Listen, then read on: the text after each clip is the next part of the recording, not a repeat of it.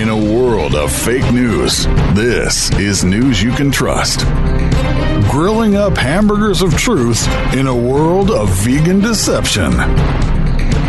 You're listening to the Babylon Bee with your hosts, Kyle Mann and Ethan Nicolle. Welcome to the Babylon Bee podcast, the podcast where we cover the news more thoroughly than anybody else in the world. That's right. Even more thoroughly than the stuff the coding that they put on magazines and newspapers. Is that pretty thorough coding, Ethan? To keep the ink from smearing when you read it. To keep your greasy fingers from getting all greasy all over it. No. So what kind of coding is that? Let's move on. That was just an analogy. I thought you meant coding, like programming. No, coding, like when you read it. Got it. Coating. It's like waxy. Coating.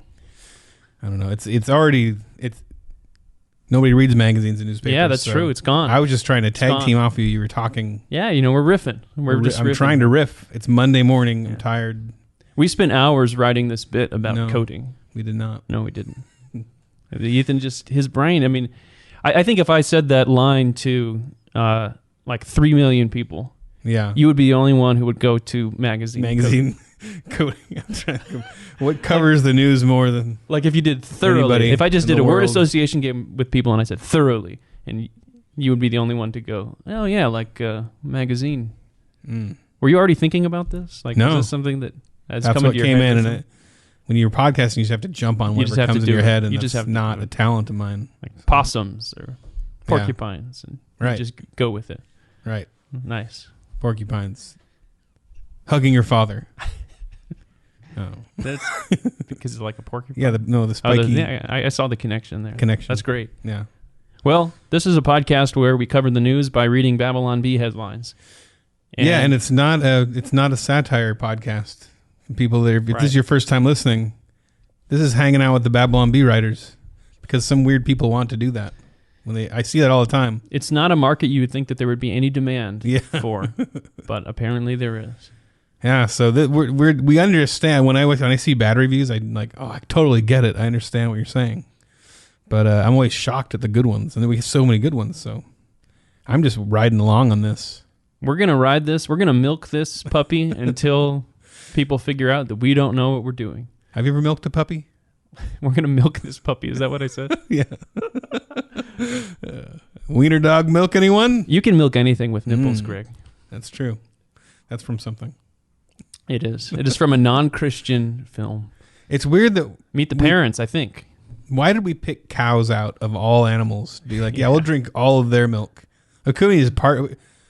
Like, why wouldn't we just even it out more? Like, even just take a bit of milk from all the animals and make a mixture or something. We have soy. We have almond.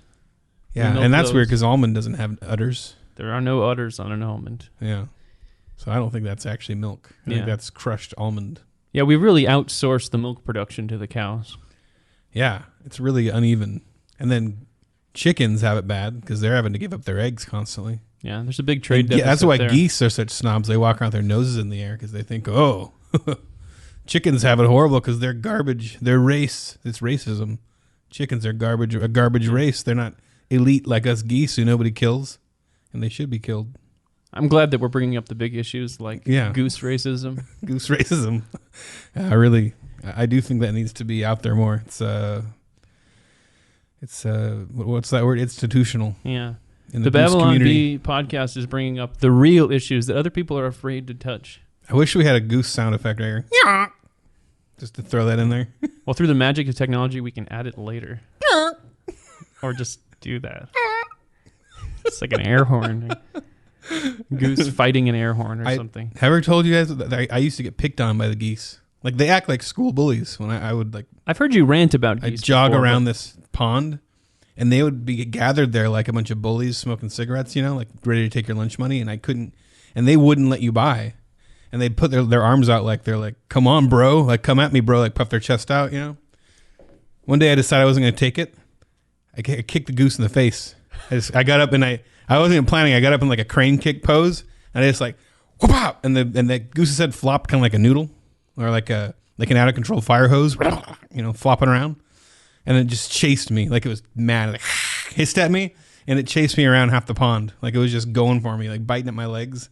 So don't kick a goose in the face unless you're ready to like throw down hard. And I wasn't ready. I would listen to a 1 minute long podcast that's just Ethan's life advice. And that's why, kids, you should not kick a goose in the face. Yeah. Well, I think what the real issue is they don't have a lot of, like, if you kick a person in the face, they don't have much neck there, so the face stops. There's an impact or gravity.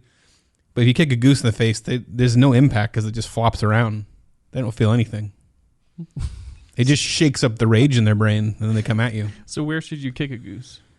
I would, if I was to do it all over again, I'd kick it right between the legs, up into the air. Well, then they can fly and dive bomb you. I think what you should do is you should stomp a goose. I think what you should do, actually, okay, you should grab it by the neck and then slam it into the ground repeatedly. Like who's the guy, the railroad track guy? What? Tom... Paul Bunyan. Paul, yeah, he's the railroad version of Paul Bunyan. I don't know. Yeah, Tom, let's just do Paul Bunyan. Thomas the Tank Engine. Smashing an axe or whatever, yeah. All right. I wasn't trying to take over the show with goose murdering tips. So how's your Easter? You have a good Easter alone in your home? My Easter. So we did do streamed church. We got through most of it. Not a big fan of stream church, but yeah, we do what we have to do nowadays. But my 2-year-old was buck naked the entire time. He was jumping all over us, terrorizing the whole family, screaming, turn it off. And then he was hitting us, jumping on us. And then finally, when we got him to leave us alone, first he went into the bathroom and flooded it. Like he just turned on the sink and somehow clogged it up.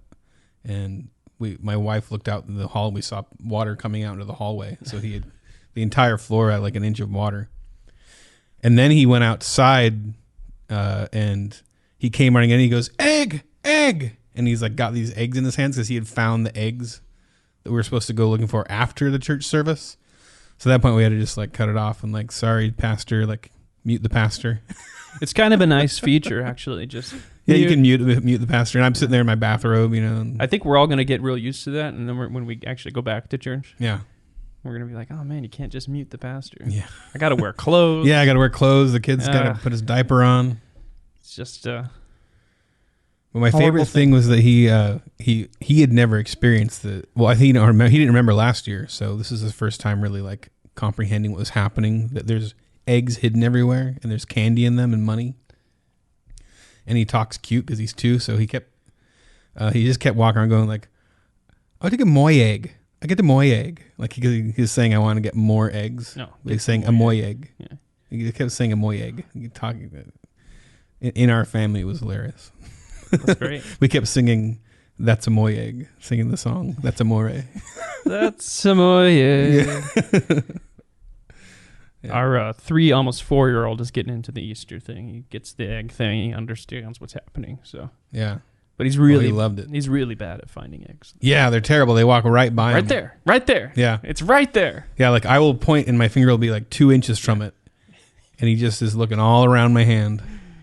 That's excellent. Yeah, so we did the church thing and on the TV, and then my wife made a full Easter dinner. Oh, I did too. Ham, mashed potatoes. I made a honey bourbon glazed ham. Well, that's awesome. It was pretty awesome. Did you bring any leftovers to There's share? a ton in my fridge, Yeah. but you guys can't come over because we'll all die. Oh. But it would be worth it for that ham. Yeah, it turned out good. All right, well, in this show, we are going to do some fun stuff. We have a news segment this week where we're going to look at weird news. Yeah, So news that actually happened. But we talk about stuff that's good. We look at weird news. We read Babylon Bee headlines so you can be incredibly informed. And then we have a topic of the week. And this week we're talking to Jeff Allen, who's a comedian that was on like Bananas Comedy. You know, I got the DVD at my parents' house. And Bananas Comedy. He's done some... I'm going to pretend I know what that is. You're such a jerk to our interviewees, to our guests. I wouldn't mean that. I've never heard of that. Sorry, Jeff Allen. No, because Kyle always references things Christians know about, and I don't know why. I think I had this window. It's amazing. I had this window in the 90s when I became a Christian around in the late 90s, mid to late 90s. And I was like probably like a 5-year period where I was really engaged in mainstream Christian culture, and then I kind of lost my taste for it. And so that's my only reference point. Yeah, Which there's a lot there. There's Jars of Clay. There's Third Day. There's like, a lot of stuff there. But like, I missed a lot of bandwagons. If you were to do a Venn diagram of the experiences that Ethan and I have had, like the knowledge of Christian culture, it would look like boobs. Because it's just... You just caused a lot of men to stumble, Kyle. It's just like circle, circle, and then this a small crossover right in the middle. Really? That's what boobs look like? I don't know. So homeschool. Can we say that word? I would have to say bosoms or something. Well, I mean, but covered, obviously, in like a denim. Because what's dress. the thing in the middle? Like, I'm not talking about exposed boobs. I'm talking about well covered, modest. Modest. Yeah, because if not forget, God created the bosom. So just remember that. My point was we have a very small crossover where it's like two circles. But when I think of these objects that we are speaking of that are on women's bodies. You think of these? I don't think of a small circle in the middle. That's like... Well, it's not a circle. It's like a crossover. It's like a little almond. It's the crossover. It's like the almond shape in the middle. That's right. It's not a third object. It's the crossover part. My point is we have barely also any don't crossover. visualize. So do you want to just start this whole thing from the top? The whole show. We're just going to start over. Take two. All right. Well, let's talk about some stuff that is good. But now, this week's edition of Stuff That's Good. All right. I want to recommend some 90s CCM albums. What's CCM? Creedence Clearwater Murder. Yes. That's what it is. It's I like to assume people don't know what we're talking. We've been accused of having inside jokes on the reviews before, so I just want to say it's Christian. No, contemporary Christian music. Conservative music. Stop messing it up. You want to inform people, and then you keep. That's contemporary Christian music. Contemporary Christian Which means music that sounds like it came out about 10 years before. Always about 10, 15 about years 10, 15 prior. years off from the mainstream. Exactly. Do you say exaco? Wait, music that came out... Yeah, okay. I get what you're saying now. Like whatever was popular about 10, 15 years ago. We're always behind. We're always behind about 10, 15 years. Right. Yeah, because we're like, if it's new, it's evil, but then we catch up. So I put a list up on Twitter of my top 10 CCM albums. And I'll just pick out a couple of these that I think you should listen to. Five Iron Frenzy's our newest album ever. Their best album.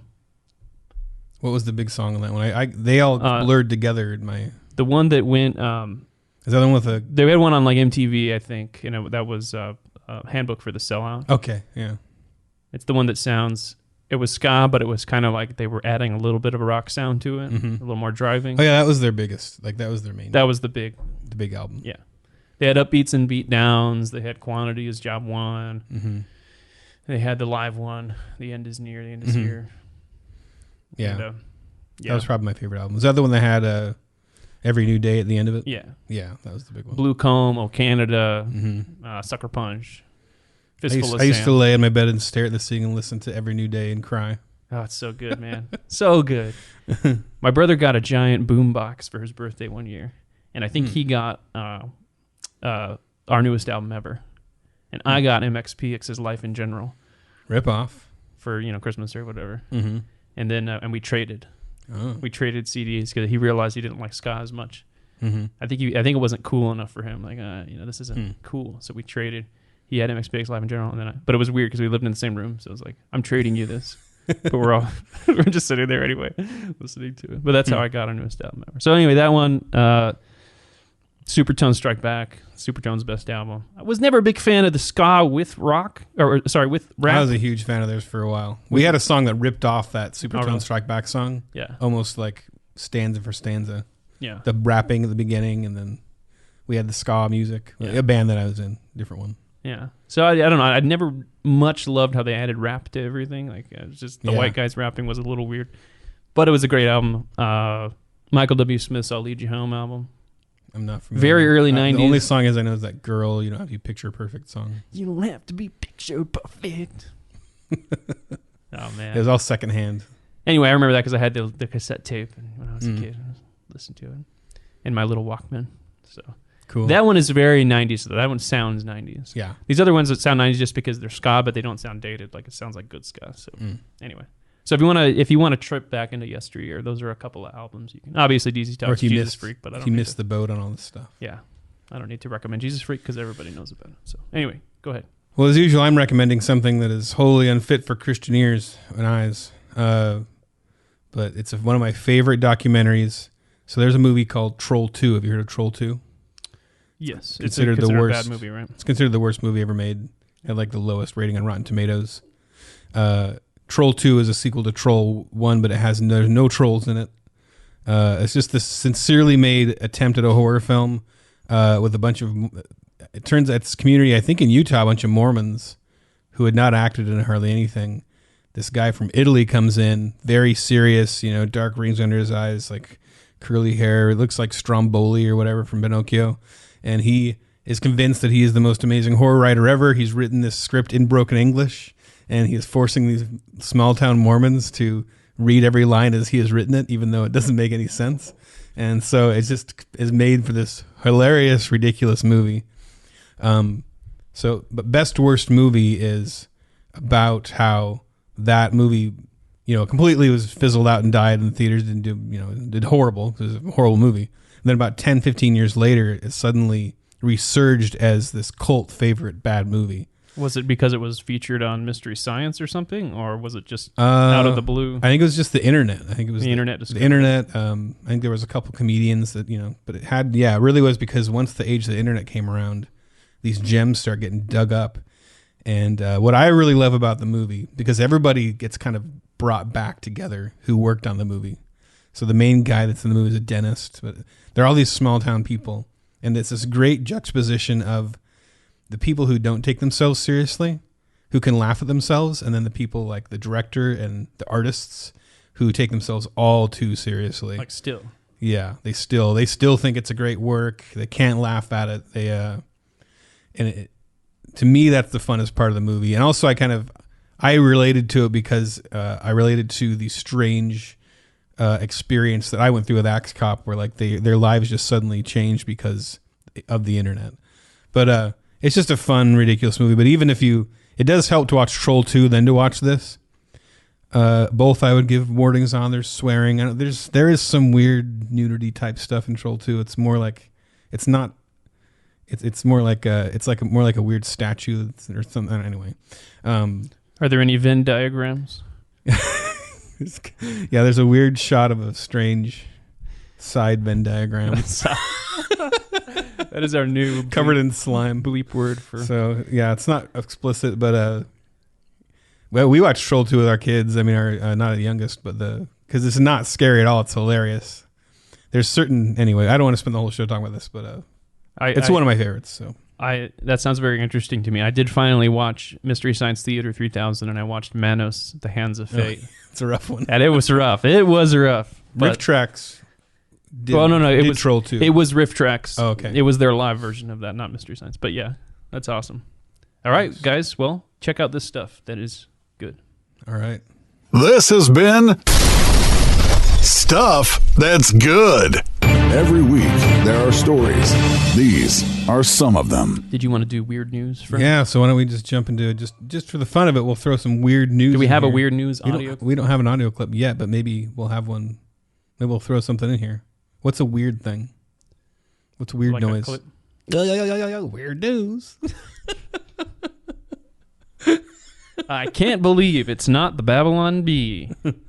All right, so this is assorted headlines from around just a few the world that could have been Babylon Bee articles because they're so crazy. Yeah. So what do you got? Coronavirus lockdown spurs police in England to dye the Blue Lagoon black to deter Instagrammers. Try taking a selfie now. Yeah, so they just filled this beautiful crystal blue lagoon with black ink just so that Instagrammers would stop taking selfies in front of it. Problem solved. What was the meeting where they're like, "What are we going to do about this?" These people are gathering in taking selfies. Like they really should burn down the forests. Well, could they put those pigeon? Those spikes they put up so pigeons can't land. Could they put Instagrammer spikes? Yeah, and then you everywhere. try to stand there. Ow, ow, oh, I've been impaled. Ow. I like that they have Instagrammer spikes. That's a good idea. It's like the U.S. government blows up Mount Rushmore so people will stop going and taking selfies. Yeah.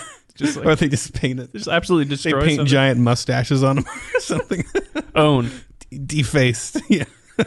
Well, as the coronavirus lockdown continues, a Welsh town has been taken over by mountain goats. Like that.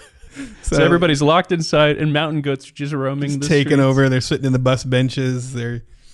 What else are they doing? They're like riding the trains around. I mean, I always thought the apocalypse would be like zombies taking over, mutants, but no. What are they eating? It's Welsh? Mountain goats.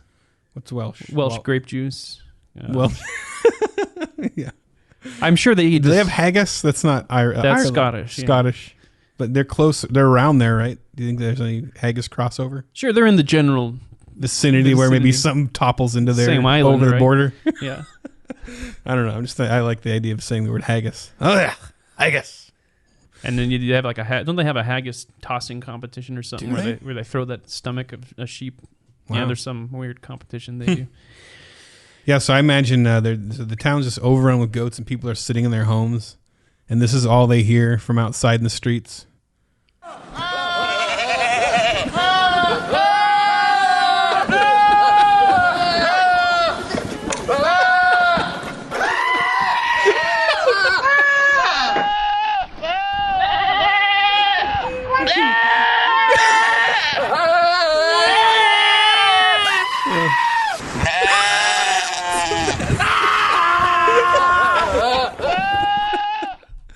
Oh man! For people that don't know, those are all actual goat noises. Except one in the middle when I yelled. Yeah, except Kyle threw one in there, but it sounded identical to the other one. So the one moment where it didn't sound really real. That's when I would be more like a real goat. If I heard that and I looked out and there's all these goats, this is it. This is the end of the world. This is the end of the world. Now, are the goats wearing proper face protection? Probably not. Probably not. Yeah. I bet the locusts in the book of Revelation, that's them. Like that was what the Apostle John saw and he wrote down. He's like, they're kind of like locusts, I guess. A plague of goats. So the locusts were symbolic. All right, so there's another one here. So this must be a UK headline because it says mum, not mom. Mum who gave birth during coronavirus lockdown calls child COVID Bryant. I kept trying to figure out if this is a joke, but like apparently it's real. Like this, she named her child COVID Bryant. Well, they can't even spell mom right. What makes you think they're going to have good names for their babies? But will that joke not get old?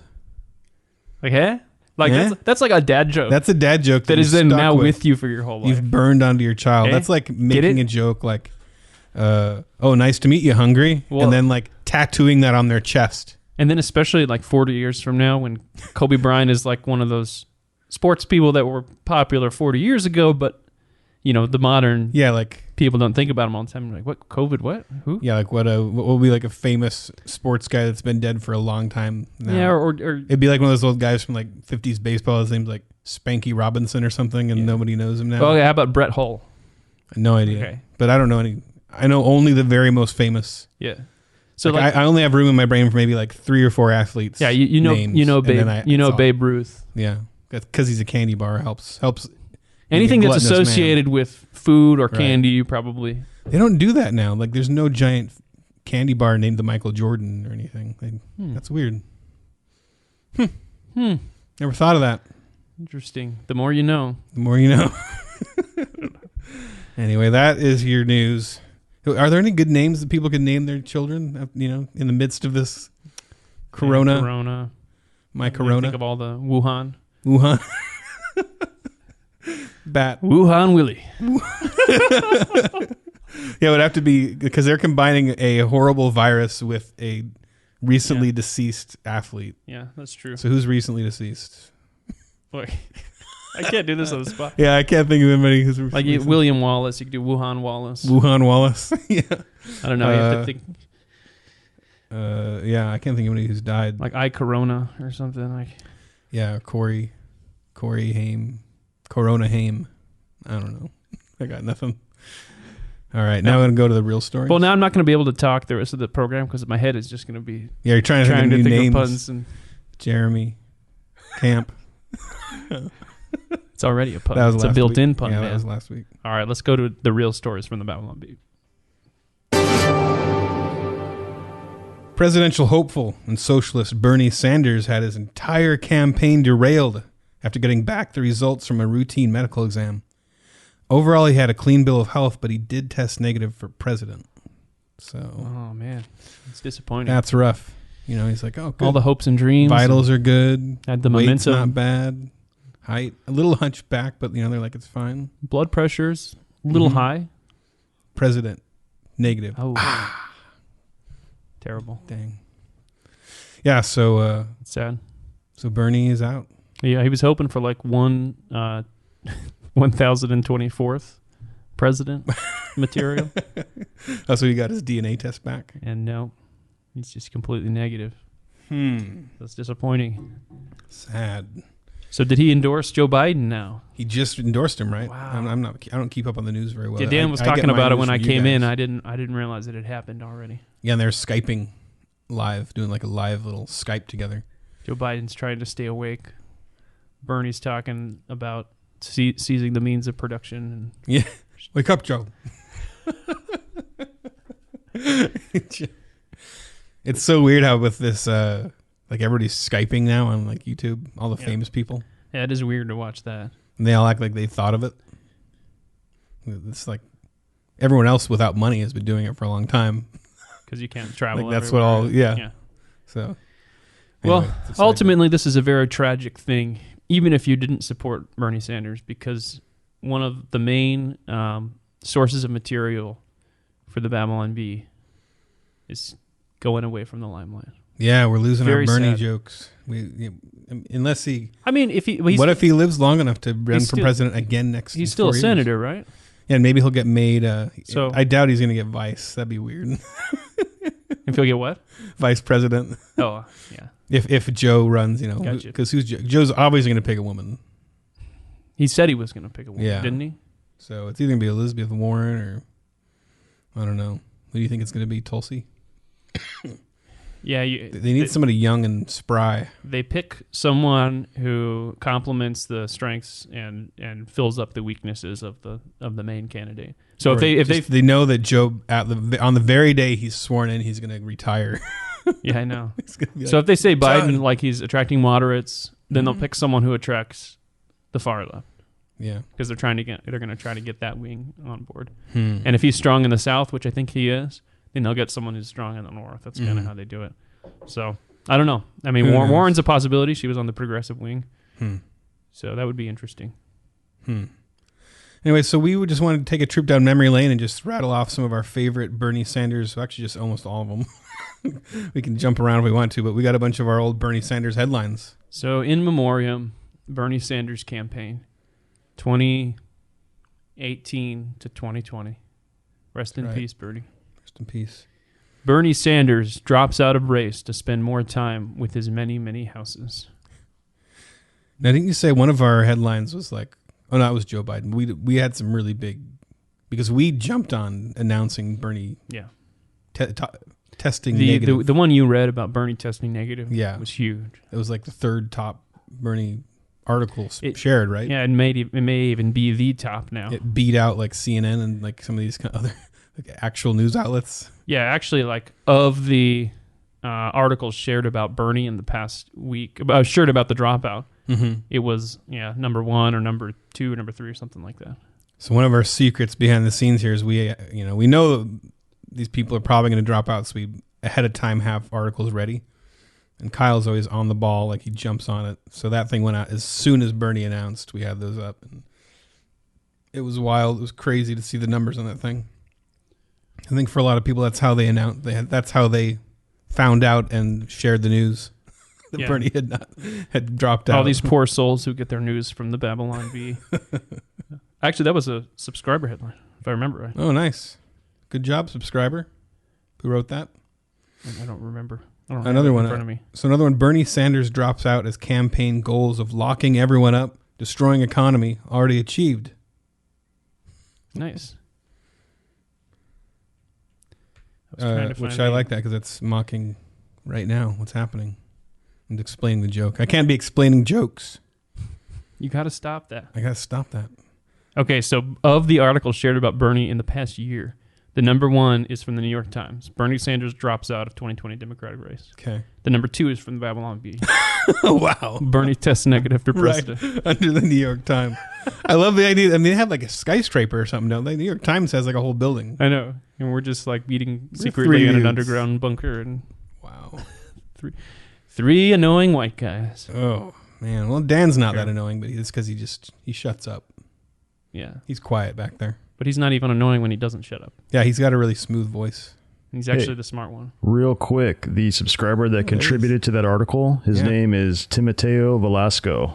Nice job, Timoteo. In our forum, he's faster than John. Don't dox him. Oh, should we not do that? It's Is on. that his real name? It's on public. It's out on. Oh. It's on the site. It says it on Okay. the bow. Okay, yeah. Timoteo. He's doxed himself. Wait, Timoteo, like, is that like if you like to talk to Timoteos or something? Is that a real word? Or?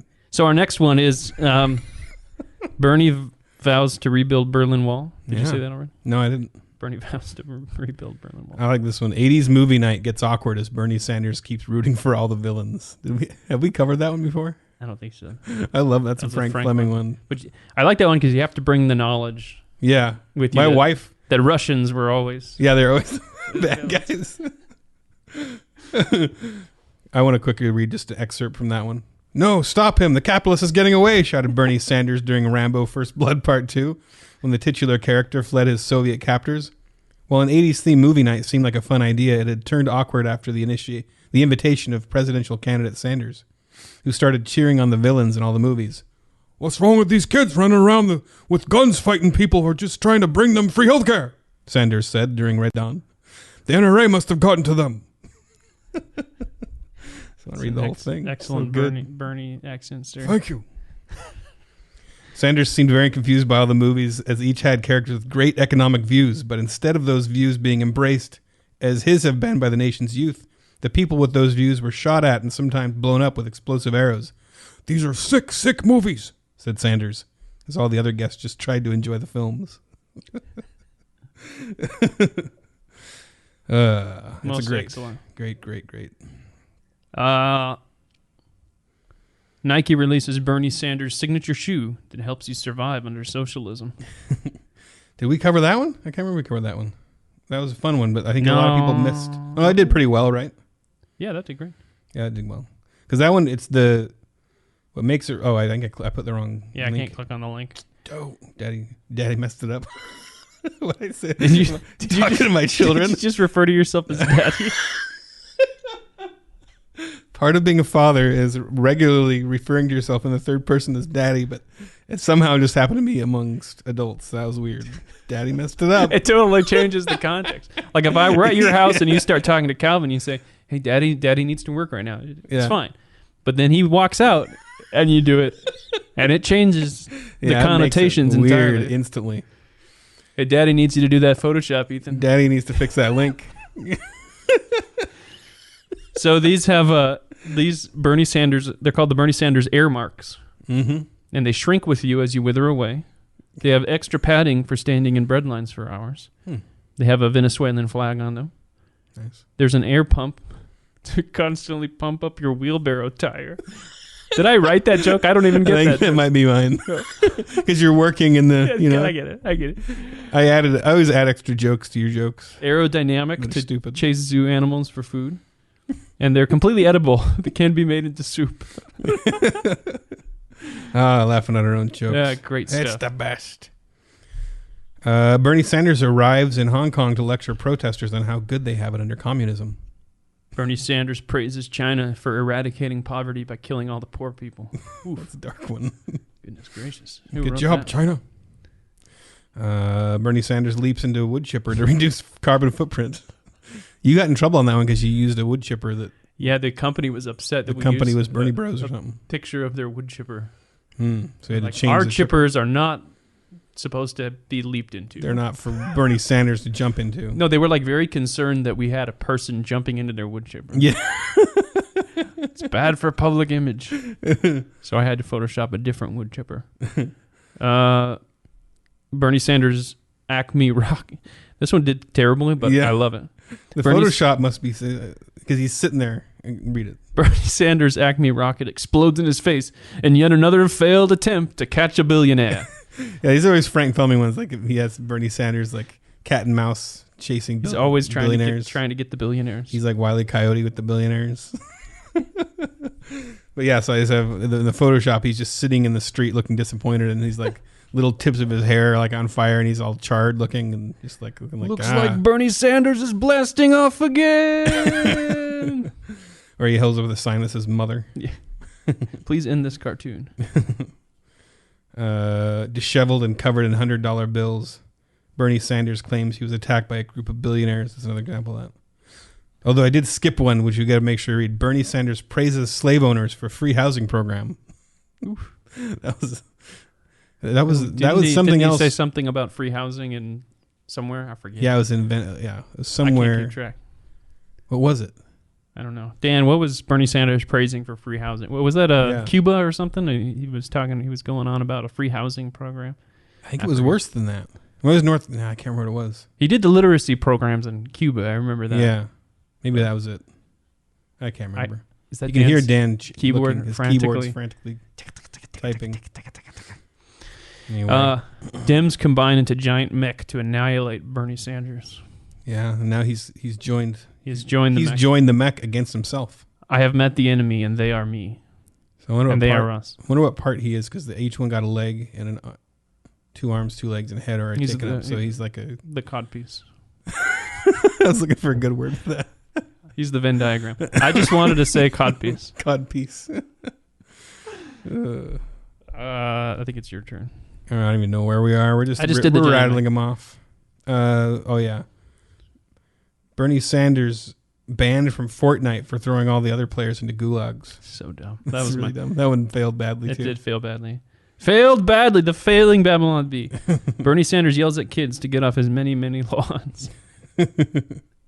And Bernie Sanders takes a quiet moment to seek advice from portraits of his favorite dictators. Oh. No. Well, we will remember you, Bernie. I will remember you. You remember us. All right, well, let's move on to our next Let's move on. That's enough of that. Democratic presidential frontrunner Joe Biden has agreed to wear a CDC-approved N95 ventilator mask. Good for him. However, his staff was troubled when he cut a nose-shaped hole out of his mask so that he could still sniff people's hair. Laugh track. That feels like it needs a laugh track. That's very like Saturday Night Live. I was just trying to imagine like what he used to cut that perfect little hole out, because he seems like he might have the greatest motor functions. Yeah, his hand is jagged tear with his nose hanging out like a like Leatherface or whatever. His nose is all Texas bandaged. Chainsaw Massacre mask. But it had a pretty nice. I liked it because you did the Photoshop and it worked pretty well. It looked great. Thanks. Looked real. Yeah, I appreciate legit. That. I appreciate and hilarious. It was like, I was like, I don't know if this Photoshop's going to work. And I almost texted you to do it because I was like, I can't make this work. I never zoomed in on it and examined it, but from the distance that I always saw it and never read the story, it looked great. Yeah. I figured out how to make it look like, because what I realized the problem was that it was like this flat mask pasted on his face, but your nose sticks out. Yeah. So eventually I like cut it in 2 layers, and one's going over the nose and one's going under. I was like, whoa. I said WWED. Oh. Which sounds weird. Yeah. But what would Ethan do? Yeah. Well, I've been diagnosed with WWED. So this one did huge, which we've made all these jokes about. WEHD. Yeah, this went crazy, man. Crazy. So we made lots of jokes about Biden smelling hair, tons of them. Just for some reason, this one, it tied in with the Corona, I guess. We're riding that Corona wave. We're riding the Corona wave. Next year, I'm not going to be able to repost a single article we published last month. It's going to be a drought of reposts.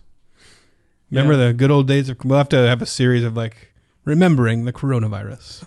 Remembering. Like a slideshow. Yeah. With I Will Remember You playing over. Every day for a whole year. Yeah. Every year. So are you wearing a mask, Ethan, right now? So I bought some of these flimsy little masks off Amazon. Mm-hmm. And then, of course, I had one in the car, prepared anytime I need one. And, of course, my wife moved it to the other car. No, so you don't have it. So I don't have if you get pulled over. I got nothing right now. And it's like there's been a decree. Oh, he's got one in his pocket. Yeah, see? Like we can't. You're not supposed to go out in public at all in our county without a mask. Yeah, and it was just there's no law. It's just one official or something was like Somebody just made a decree. Like they stood out on their balcony and said, "I decree, hear ye, subjects. Mhm. The you will all wear." county health official has declared And now, masks. and have you been to the grocery store? It's weird. Like it's like everybody is in Antifa. I haven't been to Everybody. the grocery store. Yeah, Trump told us not to go. But how do you get food if you don't go? Like, is everybody supposed to It's just order psycho. delivery, groceries? It's just psycho. I don't know, man. know. This whole thing's gonna blow up soon. It's really weird. But yeah, I don't know. Yeah, in our county, they announced that everybody had to wear masks, and they were like, even in your cars by yourself. Really, in your car you have to have it on? That's what they said, and then they backtracked and Oh. said there were some inaccuracies in our initial announcement, and they pulled back on several of the because everybody was blasting them like, "What are you talking? Why? Well, we had this other joke about Jesus not obeying the shelter and tomb order. Was yeah, it? the stay in tomb order. The Roman centurions are going after him. Yeah, so we have all these. There's been all these stories in the news. I don't have them in front of me at the moment, but there's been a few churches that have tried to have gatherings of different types and getting giant fines. Yeah, in Kentucky, they were there was police like somebody put nails in the parking lot. It wasn't clear to me if that was the police or not. Oh, like that's like the bird spikes. Yeah, So they could do that there, but not at the Blue Lagoon. Like, I guess. so they do it to Christians. Yeah, and then they were going around putting notices on people's cars. Your license plate number has been recorded, Wow. and you must now obey a 14-day quarantine. Well, there's one church that's like a 250-person church. 16 people met, and they were all parted out, keeping their... He's strapping a mask onto this mic, and he just broke it. So sad. He's trying to be hilarious, and that's just, what I get. sometimes things break. But yeah, so I guess they got like $2,000 fine or something like that for That's just crazy. meeting. And there was another one. It was a drive-in church. Like everybody stayed in their cars, but they all met in the parking lot or something like that. And everybody got $500 fines. Oh my gosh. That seems like a different country to me. Like that's psycho to me. Like a communist country. Yeah. That's what it seems like to me. Yeah, it's bizarre. It's like, I mean, can't we all be adults and understand? Like, yeah, we're all trying to keep social distance. most of us are And complying. people are trying to find workarounds because they really want to meet. And like, it's just crazy. Like at Home Depot, people are just crowded together buying 2x4s. And then and that's 16 people are spread out in a 250 person capacity church, and they're getting a giant fine. It's just totally arbitrary. My favorite thing is how all of the press conferences where these county officials and stuff are telling everybody to wear masks and stay apart. There's like 12 people crammed on stage with no masks. Yeah. And then those cops that were walking around in Kentucky, Yeah. they're just walking around together, no masks. Yeah, they're all arm in arm, Care Bear stare, locking arms. It's just, huh. And yeah, so I think that churches, if you guys want to gather, you guys need to meet at Home Depot. Just be like, we'll meet in the sandpaper section, and we'll just have ourselves a little church service right there in the aisle. Let's do it. Yeah. Church service at Home Depot. Home Depot or whatever's open. The grocery store. What's a good symbol of the bread section for the bread of life? Ooh. I'll meet you guys next to the French bread. Meet you in the bread and wine section. Yeah. There you go. Beautiful. Ransack it. Christians ransack Ralph's. Wine bottles shattered. Grape juice, Grape juice. Yeah, Welsh's Welch's. grape juice. All right, well, let's move on to our next story. After several tumultuous press briefings with a combative media, President Donald Trump has sought to solve the ongoing conflict by reaching out a hand and pressing a red button on his podium that ejects journalists into space on rocket-powered chairs. Wow, so some ejection seats going on there. Yeah, so just eject, like, this guy's out of line. Next question, please. There have been some crazy questions the press has been asking. They asked him about Tiger King. Yeah, like what is... I kind of liked that, though. Mr. President, what do you think about Joe Exotic? Yeah. That was a nice break from all the Corona stuff. Just so funny. He's like, who's that? Who's that, Donnie? I like how they see themselves as these heroes that are sitting there like asking some inane question. Yeah.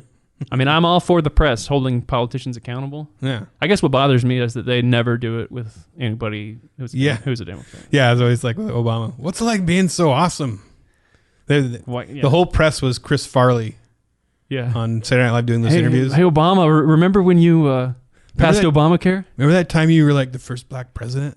So cool. That was awesome. Man. Was that your idea? Man, you listened to Kanye West or whatever he like with all the cool music he listens to? And Obama's like, yeah, I remember that. What's your favorite rap song? Yeah. That was awesome. That was awesome.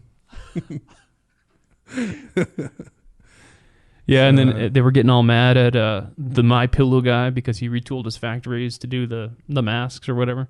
That's infuriating. And he said something about the Bible, and people were the press was getting all upset. That's disgusting, Mike Lindell. What did Jim Acosta say? He accused Trump of engaging in happy talk and painting a rosy picture despite equipment shortages. So what he should have done, Trump should have put a giant red flashing light on top of his head spinning around. A light of doom like the Empire State Building did. Yeah, I liked that red. They were like, oh, this red siren is for healthcare workers. It's to honor them. But it made New York look like a total 1984 horrifying dystopia. Like they should put giant loudspeakers up there with like drowning pools. Let the bodies hit the floor. Let the bodies hit the... Just and a strobe light maybe. Like what is the message?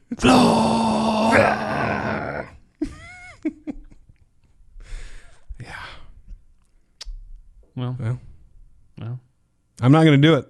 I don't want to get anything thrown at me. Well, I don't have anything more to say. I got nothing more to say about that one. But what's Yamiche? There's a bullet point here I missed from PBS. I don't know what that is. Mike Lind. Yeah, I'm sorry. I'm trying to find more. Well, just be thankful, everybody, that we have the press that is there to point out that how heroic the press is during this crisis. That's right. Thank you, journalists. Yeah, thanks. Good job. So we have coming on the show right now, Jeff Allen, comedian, Christian, and a boomer. A boomer. So let's talk to him and say, okay, boomer to him a bunch. All right, let's do that. If he can figure out how to use his webcam. Yeah, because he's a boomer. boomer. The Skype to work. Let's do it. Presenting an exclusive Babylon Bee interview. I thought Kyle was going to do it. I could do it. You want me to do it? Yeah, you jump in, Kyle. Hey, Jeff, you can tell that we're very professional here at the Babylon Bee. This may be the most professional interview you've ever... I'm starting to feel better about my last 20 minutes. Can Jeff hear the sound effects? No, I can't hear any sound. Jeff, okay. Jeff Allen, by the way, who's a comedian. How old are you? I'm 63 years old. So you're a boomer. I am a boomer. That's I've been getting a lot of the millennials or Kyle's a millennial on my feed and Facebook. And we represent boomer. Okay, boomer. That's what we wanted to say to you because it took you 20 minutes to figure out how to log into the Skype interview here. And the good news is I'm not even ashamed. I don't care. If we were on video right now, we'd probably have a blurred image of like your chest area as we talk to you. That's how it is whenever I try to Skype with my dad. It's like he's facing the wrong way. Yeah, he's looking at the wrong he's looking at the wrong little circle on the machine. He thinks that's the camera. It's really like a screw in the monitor. Is this on? Is this on? Can you guys hear me? Yeah. Well, I'm a Gen Xer and Kyle's a millennial and you're a boomer, so we represent a massive bunch of my sons are like at the cusp of all of that. They're 35 and 32. So there you go. Yeah, so hopefully we can bring some through this brief Babylon Bee episode. We can bring some healing, some cross-generational healing to the masses here. Right. This is to let people know that we can converse, man. You know? That's right. So why don't we each say something that we like about the other generations? I like Gen X because they gave us Pearl Jam. What? I like the Boomers because they. Oh, can you hear us? Can you hear us? We got cut. Yeah. Okay. Did you see you mentioned Pearl Jam and my phone shut off? He has a block. Maybe there's a correlation. Pearl Jam blocker. It's a thing I've installed on my phone. The Boomers gave us Better Defender. The Boomers gave us drugs. It's true. So. And the Jesus 21 trillion in debt. Don't Jesus forget movement. that. So thank you for your service, Boomers. We had issues, us Boomers. That's why, Perfect. I like Jerry Reed. That counts as Boomers, right? I don't know who that is. Yeah, yes. Jerry Reed. Yes. Come on, man. Wow. No, it's a song. And what else? And then millennials. Come on, Ethan. This is hard. Do you have any millennial things you like about millennials, Jeff? Yeah, Jeff, what do you like about millennials? Yeah, I love your heart. Your heart. Your heart's That's in the true. right Yeah, place. that Sounds like a cop-out. That's a cop-out. Your naive Well, little heart. You guys don't do anything right, but, your heart's in the right place. Sad. Well, I'm a big fan of the millennials. I'm at least a realist that I know whatever country your generation decides we're going to be, we're going to be. So I'm all for being kind to the millennials. And, I just wish it's this thing I've been talking about is it would teach math. I don't. My sons, I had a hard time getting them to do. We had flashcards. That's what I grew up with. We didn't have and my parents would hold them up at the dinner table, and we didn't would have do basic math problems. You had to say you didn't have calculators? I basically no, we didn't have calculators. Wow. I basically I'm not bragging, but I want to put this out there that if I was in retail, I could make change without a calculator. Wow. That is impressive. I'm not a genius, but yeah. And I've always said that it's gotten to the point now where I just drop 3 pennies on the counter at McDonald's and I step back and watch the show. So I just enjoy that. And it's funny because I'll ask if somebody does change really quickly without, if I do that, like if I remember at the end, I got a nickel or 6 cents or whatever it is to round it up. And if they do it right away, I ask, are you homeschooled? And 9 out of 10 times they're homeschooled. So, whenever somebody counts their change back to me, I feel like I'm in another era. They're old fat, like they're going to offer a shoe shine next or something. right. I don't even know what they said. I'm like, that's cool. That feels like official. Thank you. That sounds about right. Yeah. Yeah. And I'm glad you did that because I couldn't keep up with the $7. Yeah. I don't know what all the numbers were. Yeah. You could have said that in a different language. Gen Xers are kind of like the middle child in a family of 3. You get to the point where you don't even notice them. Yeah, that's right. They just blend in. Yeah, nobody says anything about Gen Xers. It's weird. Yeah. It's very weird. So let's actually introduce Jeff. How about all that? people know right now is he's a boomer. So we just brought a random boomer on our show. Boomer interview. Yeah, That's the right. boomer. And we're doing this early enough in the afternoon where I can take my nap afterwards. So that's a nice thing. We're not cutting into Matlock or anything. Yeah. Okay. No. So, well, I got it on loop. So Jeff Allen is a stand-up comic. Yeah. And he says I am. It says here on my notes he's got over 130 million views on social media. Wow. And so you've been a comedian for quite a long time, decades. Is that right? Since 1978. Since 1978. Wow. Yeah, I wandered into a comedy club drunk and said, boy, that would be fun. And I had a drinking problem that I didn't really address till another 10 years later, maybe. So I always said, if you like to take naps and sleep, get a job at a mattress factory. And if you like to drink, get a job at a bar. So that's where I worked. Did you actually work at the bar because you were a comedian? Well, I did the comic stuff. I got lucky in 1978. By 1980, the country exploded in comedy clubs. So I was able to travel around, be bad at something, get paid a few bucks until I learned how to do it. So it was actually a good time to be a comedian or starting out as a comic. Yeah. I don't know if I could do it today where you got to bring in your own audience and you got to, I'm just not that ambitious. Huh. So how did you beat alcoholism? Yeah. Question. Oh, I crawled into Alcoholics Anonymous, a year into my marriage. And, they basically said, you got to pray. I said, to what? I didn't believe in God. And that kind of set me off on an 8-year search for, I never got the higher power thing. I always used to say to people, look, if I'm making up a deity, that kind of makes me delusional, doesn't it? And if it gives you comfort, that, that's great for you. But if I'm on my knees praying in the middle of a storm, the loss of a job, cancer, death of a child, life, and I'm praying for some comfort to this thing I made up. I don't know how that works. Mm-hmm. So that was kind of my journey, and I went through all the self-help and the New Age, the Buddhism, at one point I came home and told my wife, I'm going to put our kids into a Buddhist monastery, and she said, over my dead body. And it took her 12 seconds to talk me out of that. I kind of saw it in her face. But I had a theory. I was full of anger and rage, and I had two boys, and I didn't want them. I knew enough about psychology that the sins of the father are usually passed to the sons. My father was a rage freak. My brother was. I am. So I didn't want my two boys to be like that. And I thought, when's the last time you've ever read about a Buddhist monk in the road rage incident in America? So I thought they were pretty calm. So that was my theory, and she talked me out of it in about 12 seconds. So and then I finally wound up with Ayn Rand. And if I wasn't a Bible-believing Christian, I probably would be an objectivist with Ayn Rand. Huh. Yeah, because she's no Christian.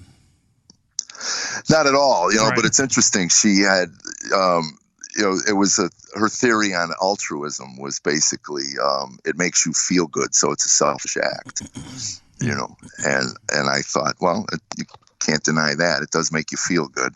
Mm-hmm. But you wondered, if God wired us for altruism, that makes more sense to me. Yeah. I mean, we talked about it many times on the show, but it's the fascinating thing about the way life is set up is it seems the more you give of yourself, the more your life has meaning and fulfillment. And it's not self-evident to people. We want to set life up so that it's all about gratifying your desires. And that turns out to be a pretty miserable life. Yeah, I can attest to that, because that was really my angst came from that nothing gave me purpose, lasting purpose. I would taste it. I would get, I describe it as kind of a thirst for something, and I didn't know what it was. And then I got to this trough, whatever it was, whether it was a New Age book or whether it was, even Buddhism at some point, whatever it was, it quenched it for a while. And then I would find the holes and the flaws in it, and it wouldn't last.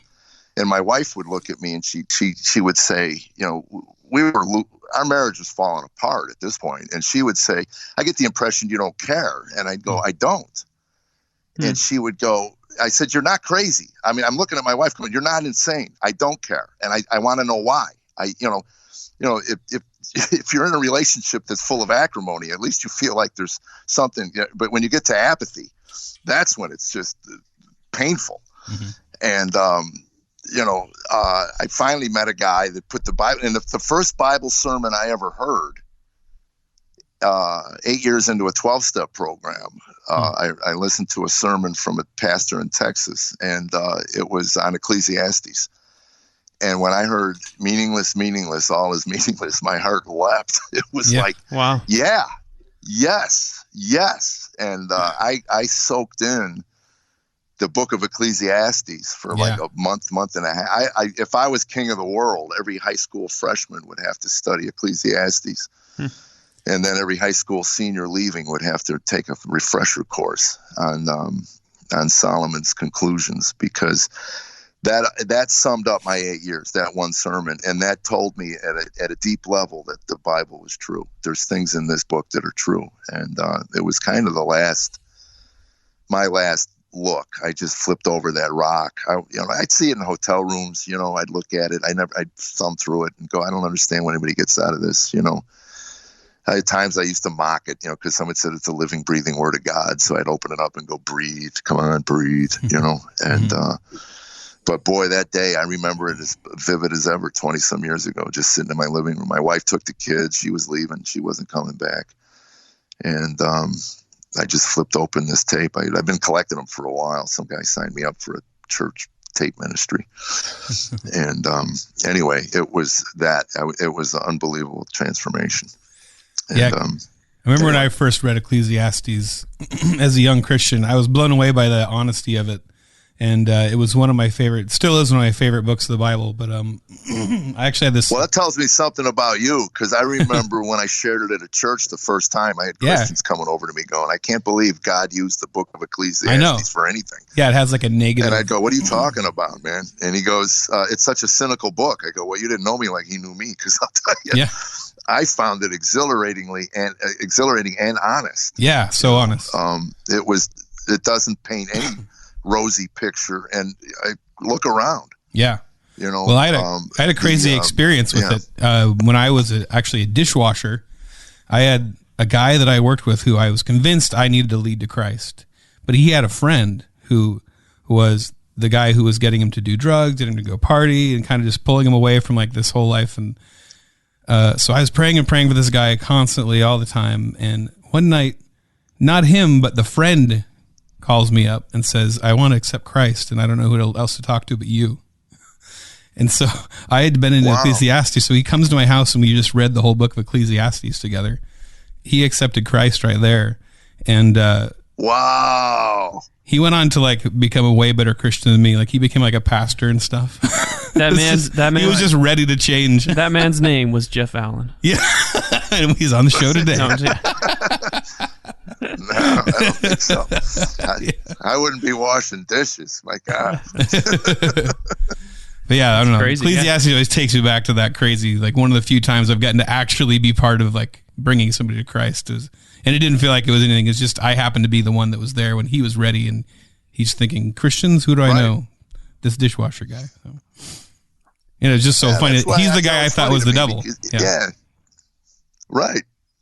But you see, that's the thing to me is that, I used to get into these things with atheist friends of mine, and you realize at some point that you're beginning at two different starting points, unless you acknowledge that there is at least a mind or a God, or unless you're at least an agnostic.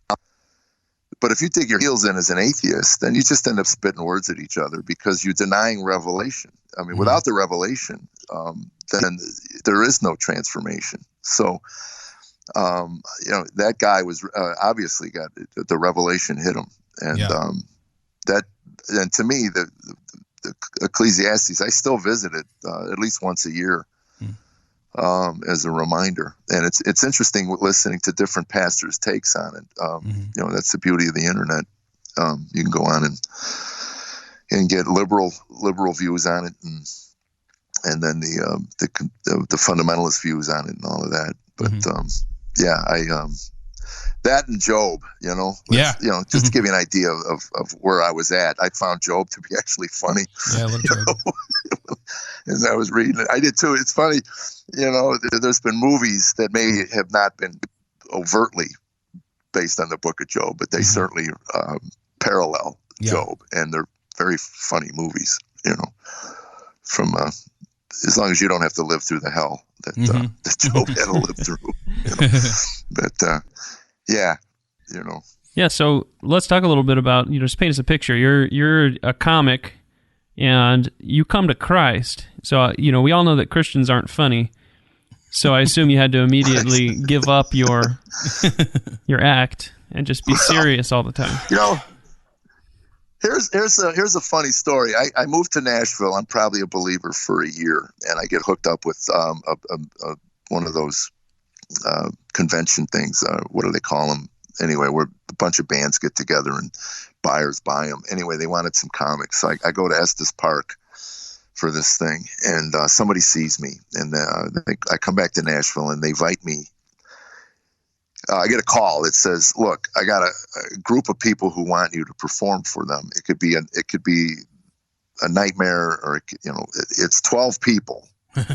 But there are 12 of the movers and shakers within the Christian music industry.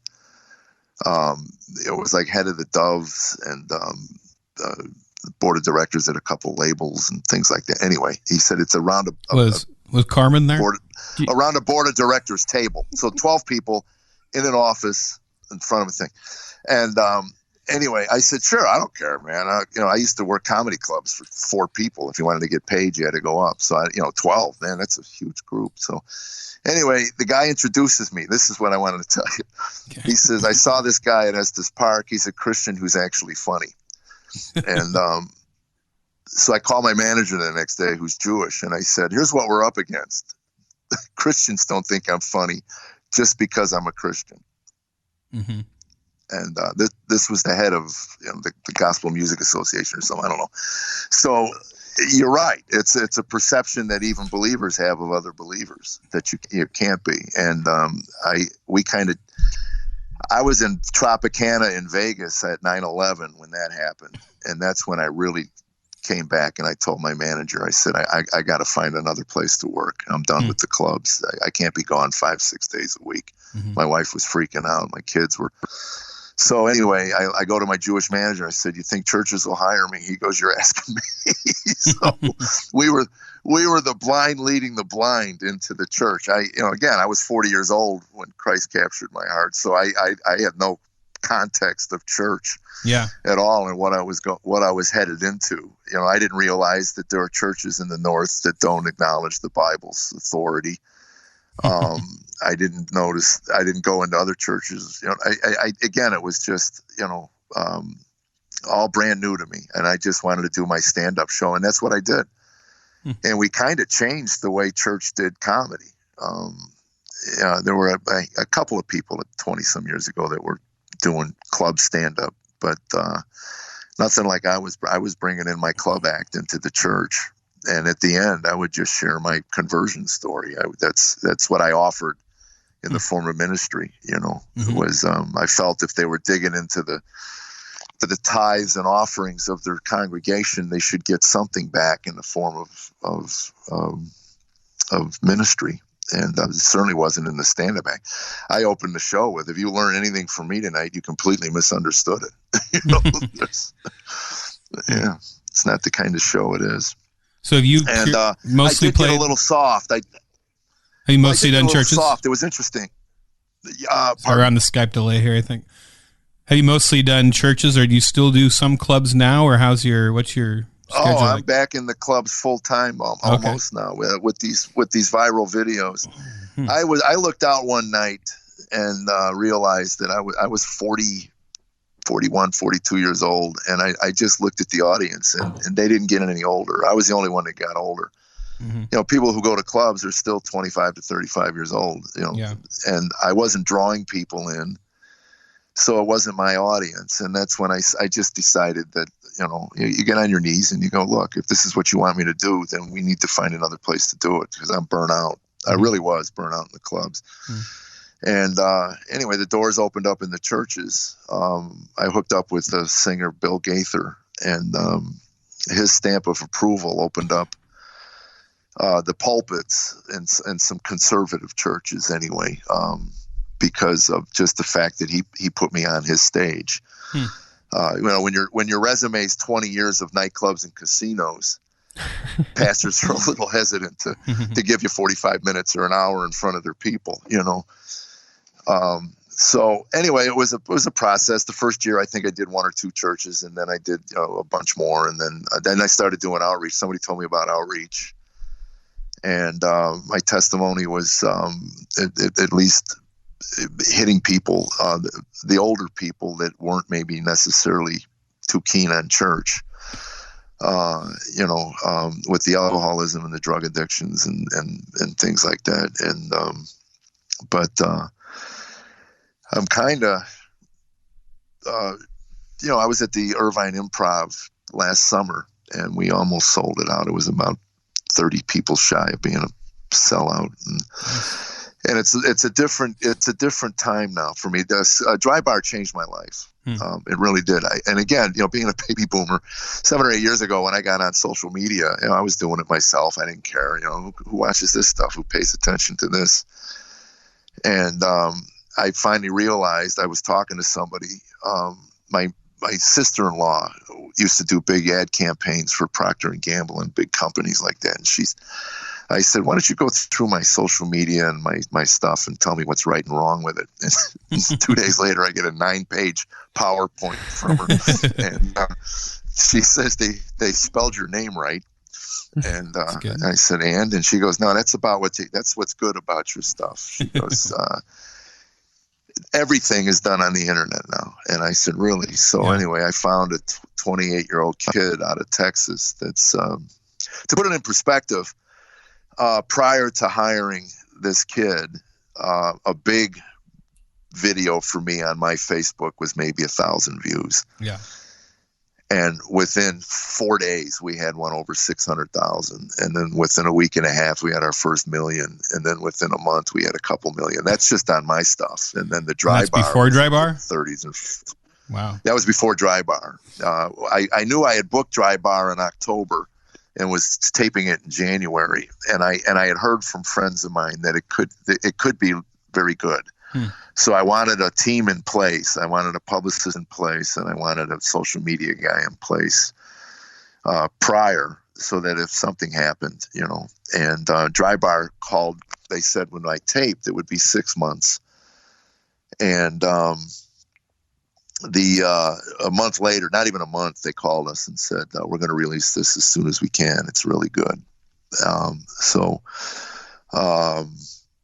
And within 2 weeks of the release, the phone started ringing, and we were able to book comedy clubs again, off nights, Sundays, Tuesdays, Mondays, which is great because it leaves the weekend free. I still do corporate, and I do church. I was just talking to a pastor now about a message that he wants me to deliver in February. So how does Dry Bar work exactly? I think a lot of people know what it is or have seen it.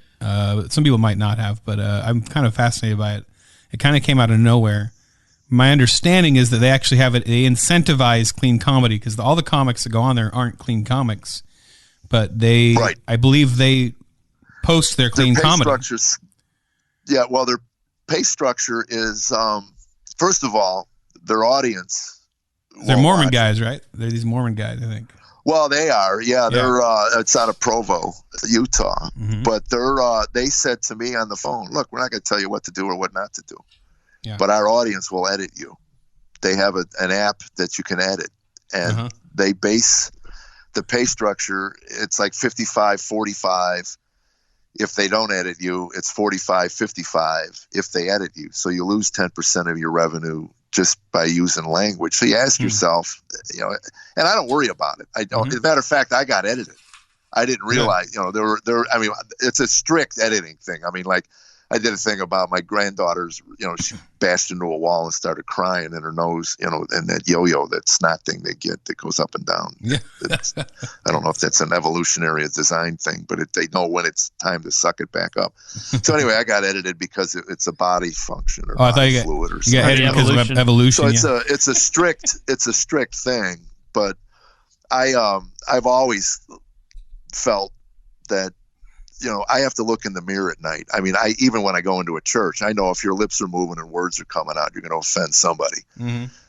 So I don't, and that's kind of the crux of the whole America I grew up in. I look at the culture that we live in, and my wife and I even were talking about. My sons have become helicopter parents, and I looked at them one day. I go, "Where did this come from? We didn't raise you like this," And Tammy said, if we raised our kids today the way we raised them when we did, we'd lose custody. We may not go to jail, but we would definitely lose custody. Have you ever have you ever given out a participation trophy? My kid got one. I couldn't believe it. He finished dead last. They didn't win a Little League. I was shocked. That's when I learned about it. And he said, and it's hard because you don't want to sit your kid down and go, you didn't do anything to deserve it. You can't do that. Mm-hmm. But you don't want to go, okay, congratulations. Oh, you're so good. You're so, anyway, we were, like I said, we were at the cusp of that. We were right at the beginning of all of that. And it was all new to us, to my wife and I. It was really all new to us. And now it's so steeped into the culture.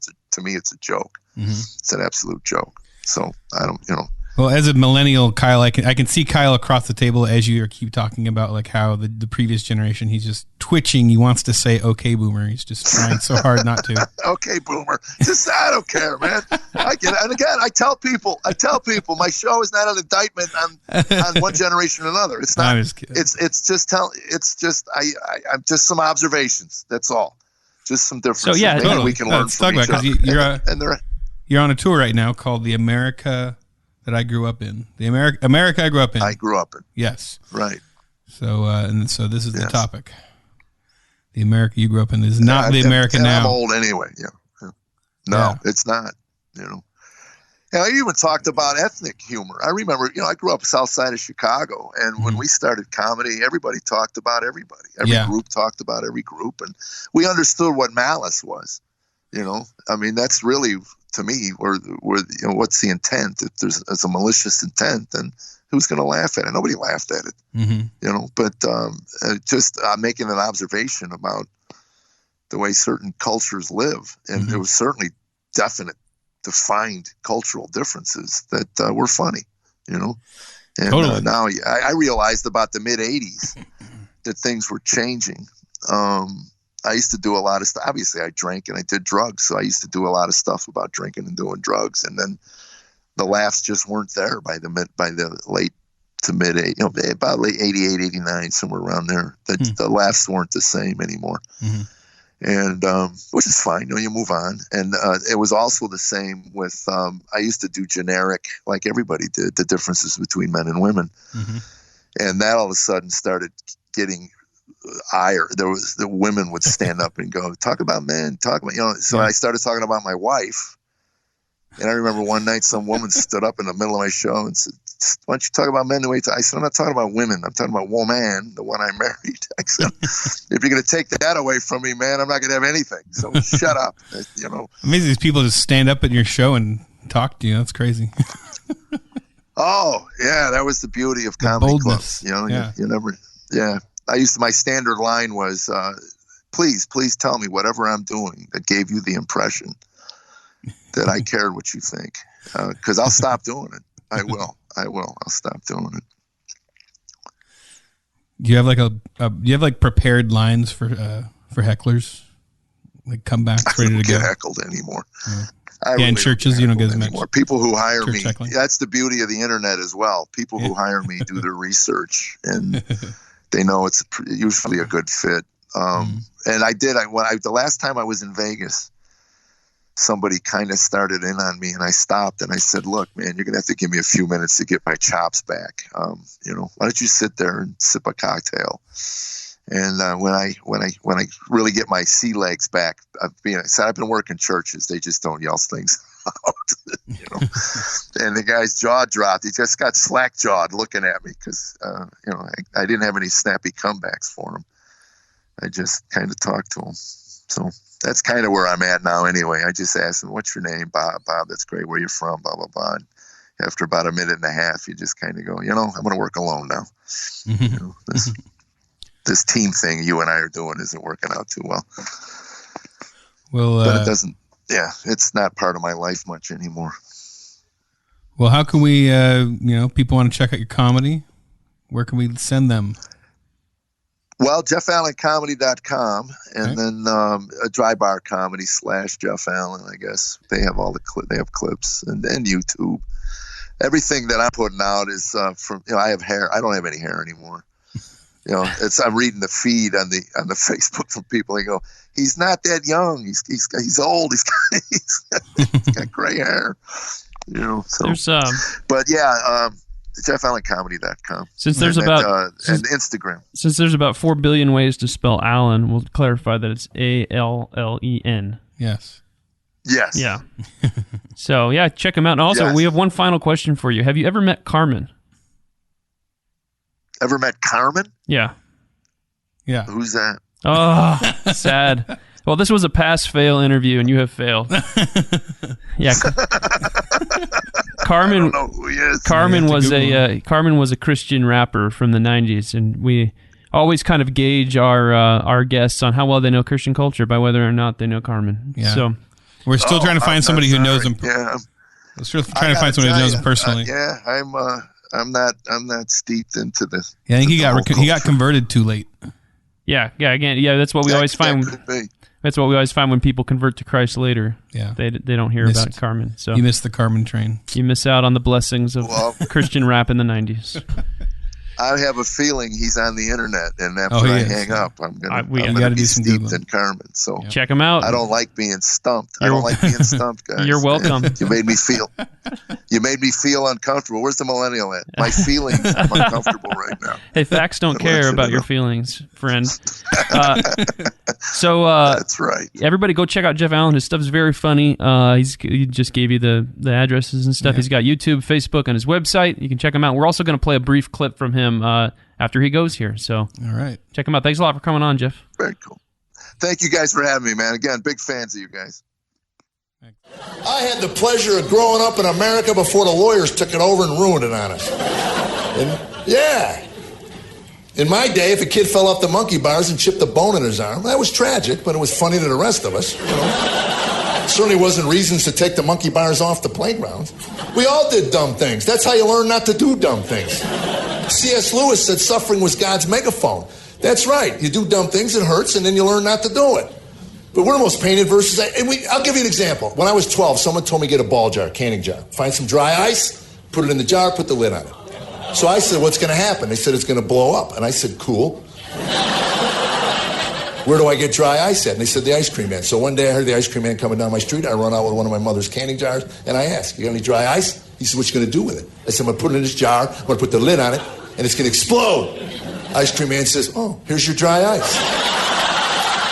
That's the America I grew up in. Yes.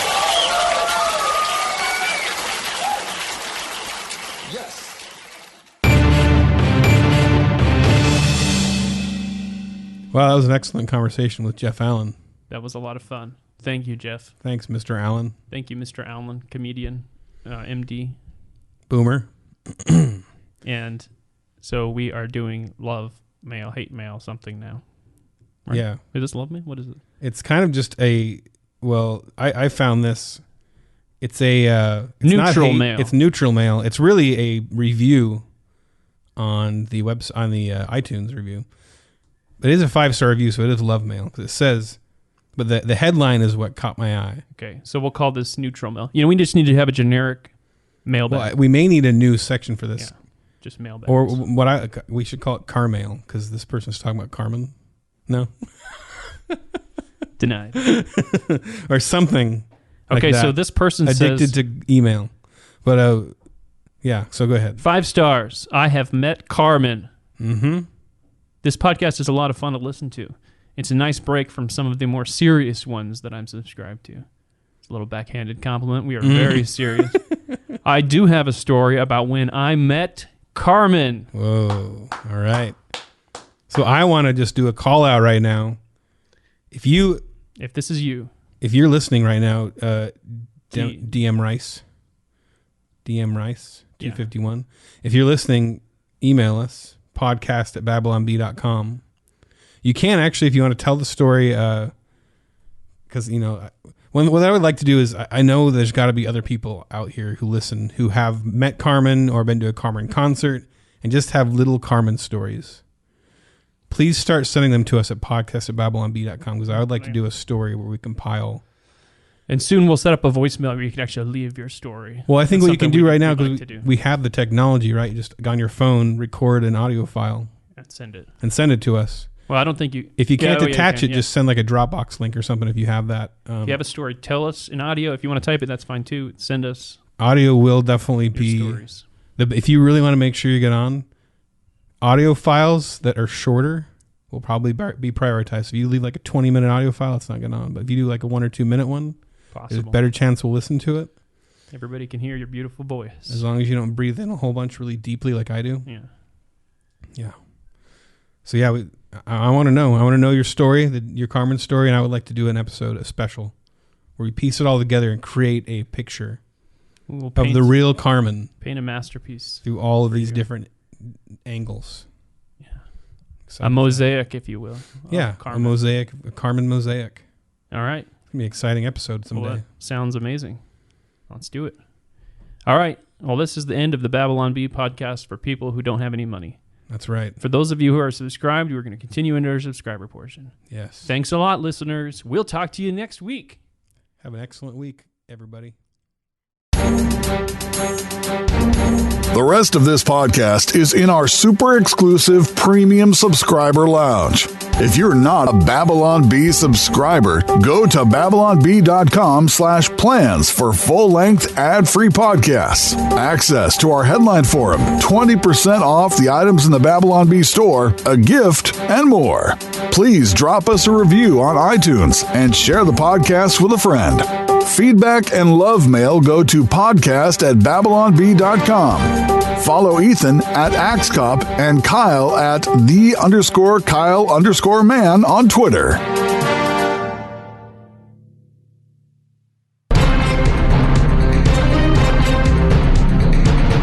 Kyle and Ethan would like to thank Seth Dillon for paying the bills, Adam Ford for creating their job, the other writers for tirelessly pitching headlines, the subscribers, and you, the listener.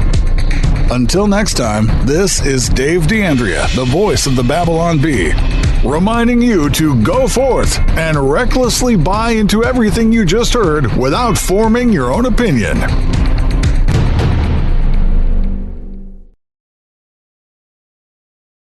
If I was to do it all over again, I'd kick it right between the legs, up into the air. Well, then they can fly and dive bomb you.